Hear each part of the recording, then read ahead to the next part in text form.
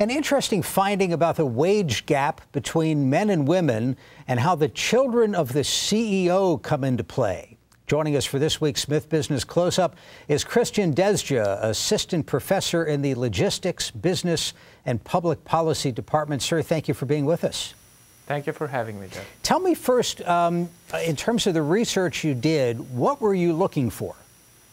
Well, we were trying to investigate if CEOs in any way have an impact on the persistent gender gap in wages that one can still find. And to our surprise, we find that indeed CEOs can have a tremendous impact. I would guess off the top of my head that it would be a company with a female CEO would have less of a wage gap, if any at all. Was there a relationship there, or maybe tell me about the relationship that you did find? It is certainly true. It is certainly true. Other researchers have found indeed that companies that are female-led, where the CEO is a woman, they indeed have a lower gap in wages. However, one issue with this kind of research is that it's very hard to infer the cause and effect thing. Whereas in our case, in our study, we looked at both female and male CEOs, and the interesting part of our study is that because the richness of the data that we used, in essence data on the entire population, on the entire workforce of Denmark, and the CEOs of all the companies, of pretty much all the companies, we looked at whether the CEO has a newborn daughter. So instead of looking at how many daughters they have when they come in office, we looked at what happened to the gender gap in wages after a daughter was born to a CEO who was already in office. And you found a statistically significant difference. Absolutely, absolutely. So on average, we found that the gender gap in wages shrinks by about 0.5 percentage points, which is in essence equivalent to, let's say, a 2.5% reduction in the gender gap in wages.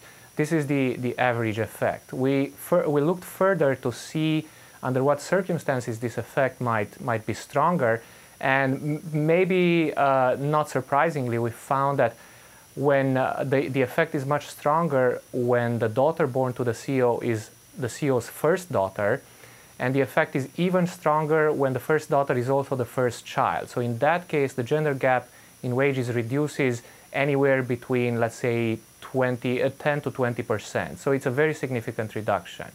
And furthermore, we looked at who benefits more from this phenomenon, and we found that women who are better educated, women with high school or college or higher degrees, they benefit more, and also women that work for smaller companies. What do you think is the mechanism? Well, by which, so a CEO has a daughter, perhaps it's the first child. Does that person call in the human resources executive and say, hey, let's take a look at the compensation strategy here?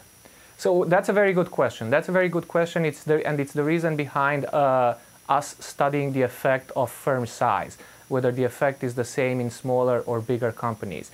And as you rightly intuited, the idea is it's very hard to imagine the CEO going to the HR department and saying, let's review the wage policies of our firm in a large firm. However, in smaller firms where the CEO has much more control over wage policies, so in our case, smaller firms are defined as firms with 50 or fewer employees. So in such firms, clearly the CEO has a much more say in how wages are structured, and therefore the CEO can have a larger impact on the gender gap in wages, which is what we found. What's the takeaway for somebody who might be watching us who is a female, perhaps looking for a job or looking for the next job? How do you find that company where the wage scale is going to be fair? Well, that's a very, very good question. And while it's very hard to say whether the CEO will have a daughter while he's in office and therefore the gender gap shrinks or not, I think the one important takeaway is that CEOs' attitudes matter. Now, whether there are different mechanisms through which the CEO's attitudes can be changed, aside from the CEO having a daughter or more daughters and so on, perhaps the CEO going through some program where the CEO is more sensitized to women's issues in organizations. That's definitely another possibility.